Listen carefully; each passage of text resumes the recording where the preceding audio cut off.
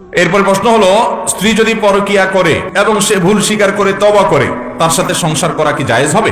গুরুত্বপূর্ণ প্রশ্ন। আমাদের সমাজে এখন পরকিয়া এটা এরকম ভয়াবহ আকারে ছড়িয়ে পড়েছে, বেশিরভাগ পরিবারেই এই রোগটা আছে। পরকিয়ার আবার অনেকগুলো স্টেপ আছে। আপনি বিবাহিত পুরুষ, বউকে বলতেছেন যে তুমি ছাড়া আমার জীবনটাই মিশা, তোমার ছাড়া আমি বাঁচবো না, তুমি ছাড়া জীবনে আমার কারোর দিকে কোনো মনে যায় না, এই হান তান কইয়া চাপাবাজি করে মহিলাদের পাম্পটি দেন। এদিকে ফেসবুকে মেসেঞ্জার অন্যান্য মেয়েদের সাথে ইটিস পিটিস করেন, আছে না নাই? প্রতিবোধ মেয়েদের সাথে অনেক বদমাইশি করে বেড়ায়, আছে না নাই? এটা পরকিয়া না? এটা পরকিয়ার প্রাইমারি স্টেজ। সরাসরি জেনা করে গেলে, তার হাত ধরে পালায় চলে গেলেন, ওটাতে করে ফাইনাল জাহান্নামে একেবারে দিলেন চাপ আর কি।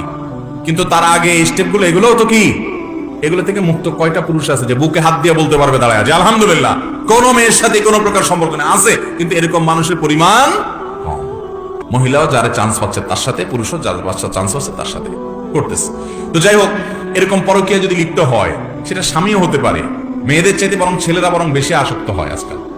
যাই হোক, এরকম যদি আসক্তি থাকে, প্রশ্ন যেহেতু স্ত্রীর কথা বলা হয়েছে, তো স্ত্রীর কথাই ধরলাম যে স্ত্রী এরকম কোনো ভুল করেছেন, এরপর তিনি নিজের ভুল বুঝতে পেরে আল্লাহর কাছে লজ্জিত হয়ে তওবা করে মাপ চেয়ে তিনি ফিরে এসেছেন।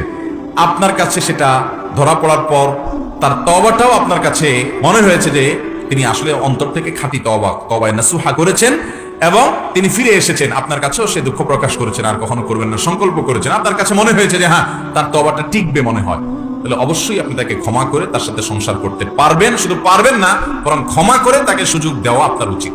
মানুষ ভুল হয়েছে, যদি আপনার একান্ত রুচিয়ে না কুলায় বা আপনার কাছে মনে হয় না এভাবে বারবার সে তওবা করে আবার সে একই কাজ করেছে, তাহলে ভিন্ন কথা। তাহলে এরকম নোংরা চরিত্রের মানুষ থেকে আপনি সরে আসার চেষ্টা করবেন। কিন্তু প্রথমবার তিনি যদি তওবা করেন এবং ভুল স্বীকার করেন, তাহলে আপনার সুযোগ দেওয়াটাই উত্তম হবে।